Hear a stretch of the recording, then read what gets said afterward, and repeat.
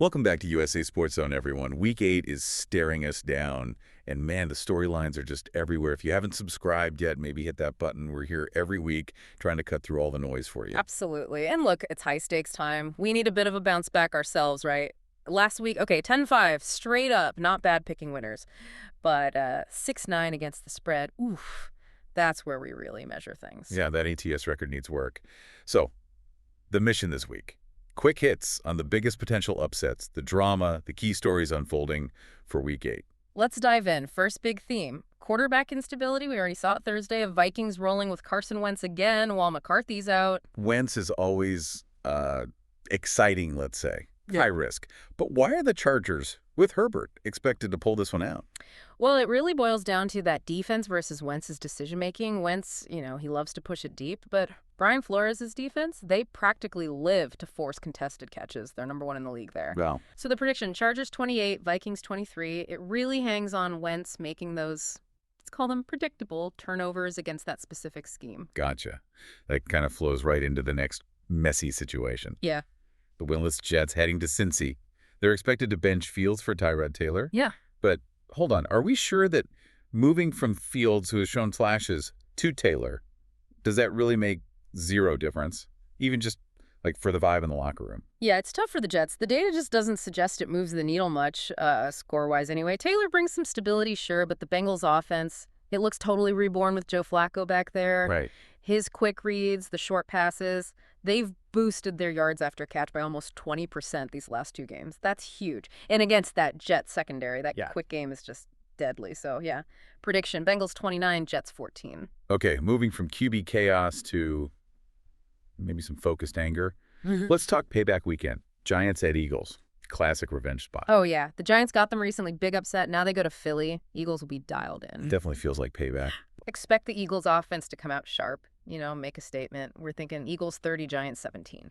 And speaking of pressure, what about the Bills? Yep. Coming off the bye, but after 2 straight losses, they've got the Panthers and that physical run game coming at them. Yeah, and it's not just any run defense issue. The Bills linebackers, they've been getting caught over pursuing against those heavy sets, those split zone runs the Panthers like.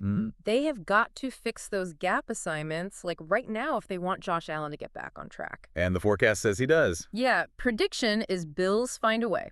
Bills 28, Panthers 20. All right, let's shift gears a bit. Defensive upset potential. And maybe the most interesting one is the 49ers, with Mac Jones still in, going to Houston. Right. Houston's got O-line problems, definitely. But that defense, man, it's good enough to just win them this game outright. So that Texans D is really the X factor. They could make it a long day for Mac Jones. Exactly. Even with the Niners favored, the numbers lean towards Houston's defense kind of taking over. We see Texans 23, 49ers 17. Interesting. And sticking with defense for Sunday Night Football. Packers at Steelers. Steelers are home, extra rest. But that defense got shredded last time out. Yeah, lots of criticism there.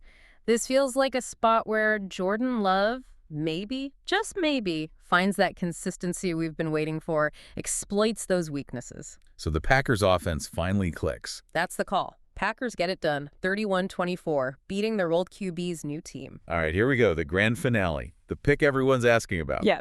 Dallas Cowboys traveling to the Mile High City to face the Denver Broncos. Yep.